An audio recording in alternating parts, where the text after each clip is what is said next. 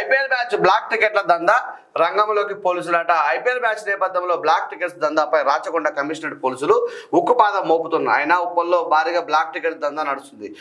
ఆదివారంలో 19 మందిని పోలీసులు అరెస్ట్ చేశారట. వారి వద్ద నుంచి 45 బ్లాక్ టికెట్స్ పోలీసులు స్వాధీనం చేసుకున్నారట. చూనా బ్లాక్ ఇక్కడ అక్కడ దేంట్లోనైనా బ్లాకే.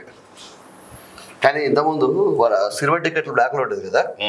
కానీ ఇప్పుడు ఏమైందంటే ఈ ఆన్లైన్ వచ్చినాక బుక్ మై షో, పేటిఎం అని ఈ టికెట్స్ వచ్చినాయి కదా, యాప్స్ వచ్చినాయి కదా.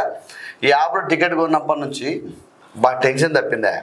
వాస్తవానికి ఇంతకుముందు సినిమా రిలీజ్ అయింది అనుకోండి, ఆ థియేటర్ ఓనర్కు ఇంకెవరు కాల్ చేసి తీసుకోవడం, పరిచయస్తులకు నాకు 2-4 టికెట్లు కావాలా అడిగేది, 4 టికెట్లు చెప్పండి చెప్పేది. కానీ ఇప్పుడు ఆ బాధ తప్పింది.